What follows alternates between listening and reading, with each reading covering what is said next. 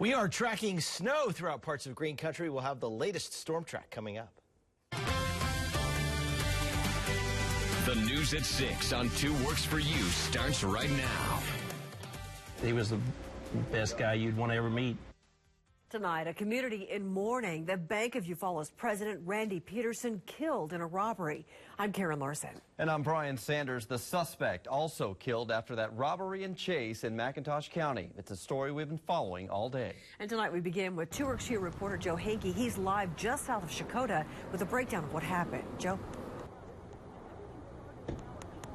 Well, Karen and Brian, the investigation here is now around 8 hours old. The medical examiner, though, left right around 5:30. You can see quite a bit of law enforcement behind me here, but they're starting to slowly leave as well. And just minutes ago, they finally towed the suspect's vehicle out of here. But here on Onapa Road is where the chase came to an end this morning around 9:45 or 10 o'clock. This road here runs right into Eufaula Lake to give you an idea of where it's at. Now, back in Eufaula, the FBI is reporting the suspect entered the Bank of Eufaula around 9:30, 9 miles south of where I'm standing. As he walked inside, he shot and killed the bank president. The shooter then demanded money at the counter. As the suspect left, he shot another bank employee. She is expected to be okay, but he then grabbed a customer and took her as a hostage. The suspect is only being described by law enforcement so far as a man driving a white SUV and wearing women's clothing. It doesn't appear to be a disguise, but he did appear to be feminine in the dress and demeanor, but it is a male subject. Now, after leaving the bank, the suspect drove north of Highway 69 with state troopers chasing after him. Eventually, a trooper ran the robber off Onapa Road and then exchanged gunfire with law enforcement. The suspect was shot and killed. The hostage also shot, but she is expected to survive. Now, the motive for today's robbery is still unclear. The FBI agent that I talked with said that this is very unusual as the suspect entered the bank and just began shooting even before making any demands. We're still waiting for his name to be released by Oklahoma Highway Patrol. As soon as we get that information, though, we will bring it to you first on KJRH.com. Reporting live in McIntosh County tonight, Joe Hankey, 2 Works For You.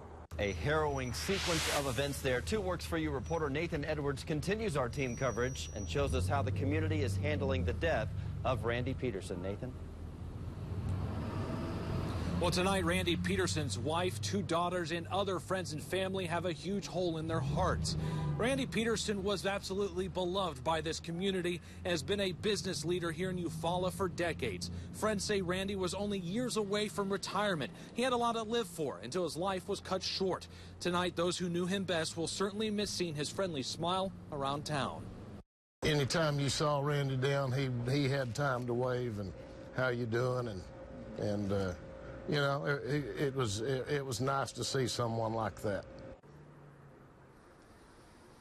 We're also learning tonight the other person shot inside the bank is Betty Howell.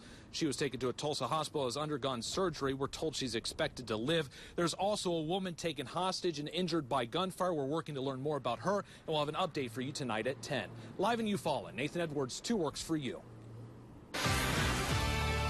And good evening, everyone. Cloudy, gray, damp conditions out there, but right now just drizzle, if anything, falling from the sky, so the roadways pretty good. Here's McAllister as we headed through the evening hours, just cloudy, gray skies down to the south. Storm Shield radar tonight, some very light drizzle being picked up east of Tulsa, maybe a couple of fine snowflakes mixing in with this as it continues pushing south and east. Still think there's potential for development in parts of Mays and Rogers and Delaware County, and that could move back toward Tulsa. It'll be very, very light if indeed that happens. Meantime, toward Independence, there's a little light band of snow trying to push down into Montgomery County, nearing Cherryville right now, and that'll continue pushing south within about the next 15 to 20 minutes.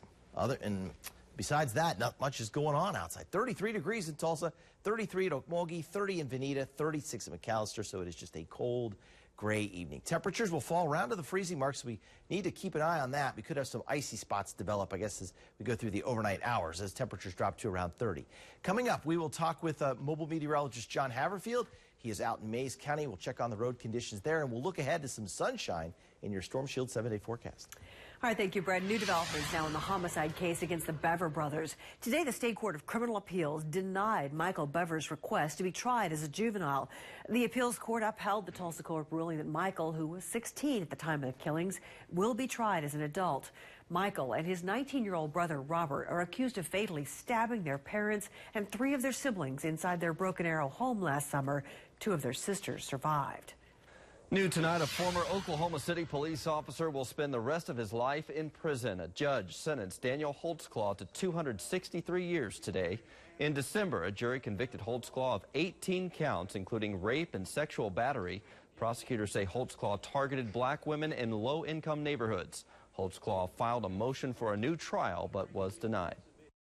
But that's not even a poor excuse. That's just nonsense to me. Questioning comments that former vice presidential candidate and Tea Party favorite Sarah Palin made at Donald Trump's rally here in Tulsa. Local vets say she was out of line when she blamed her son's post-traumatic stress on President Obama. 2 Works For You reporter Darcy Jackson dropped by the coffee bunker shop to find out what local vets are saying today. Sarah Palin may be gone from Tulsa, but today her words are still resonating with local veterans. Some say her comments about PTSD could be accurate, while others say she's just making excuses. I guess it's kind of an elephant in the room. Wednesday, Sarah Palin addressed her son Track's PTSD and domestic violence arrest and struck a chord with veterans. They come back a bit different. They come back hardened.